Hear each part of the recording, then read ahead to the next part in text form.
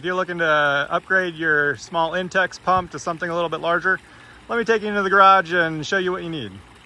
Now I was fortunate to be able to pick up this 1500 gallon per hour pump really cheap on Facebook Marketplace, but in order to use it I'll have to adapt to 1.5-inch hoses.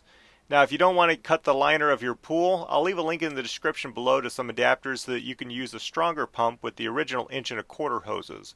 But I don't want to restrict the flow of this pump, so I'll have to upgrade to the larger hose size. To do that you'll need to pick up this 1.5-inch T-valve as well as this larger jet nozzle. And since standard pool hose is expensive, I picked up some 1.5-inch drainage hose from Menards for $9 that I can use to connect to the new pump with some stainless steel hose clamps. Before you start disconnecting things, make sure to plug the outlets to your pool to keep it from draining at this time, and unplug your current pump. To install the new T-valve, I started by making sure that the valve was closed and then used a hose clamp to connect the 1.5-inch hose to the bottom.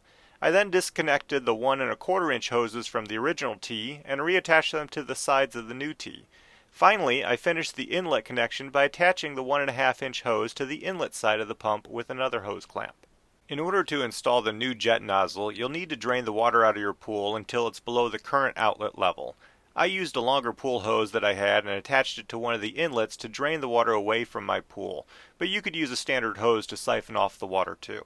Hey, while we're waiting on this water to drain, don't forget to smash that like button and let me know in the comments below if you found this video helpful. Once the water level was low enough, I was able to disconnect the original nozzle. In order to install the new nozzle, you'll want to use the included gasket as a template for where you'll need to cut the liner. I centered the rubber gasket over the old hole and used a marker to outline the inside of the gasket. Then I used a razor knife to slowly cut out the new hole. Just take your time as this step isn't as bad as it seems. With the new hole in place, I put the rubber gasket back on the nozzle and then inserted the nozzle from the inside so the gasket was touching the liner.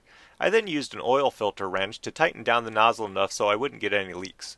Make sure that the aerator hole is pointing up while tightening down the nozzle, then attach the hose end and aerator before finally attaching the outlet hose back to the pump. With everything connected, all that's left to do is open the new valves and prime the pump before turning it on. After filling the pool back up and letting the new pump run for 2 days, the pool's looking great. I even have enough power to run the surface skimmer and can use the adapter from the skimmer to vacuum straight to the filter, which is great for algae. Having the new easy-to-close valves has also made cleaning the filter a simpler process. Overall, if you have a small Intex pool like mine, I definitely recommend this upgrade for a larger pump to help keep your time down on pool maintenance. Well, that about wraps it up for this project. Don't forget to subscribe to the channel so I can see you all again on the next one.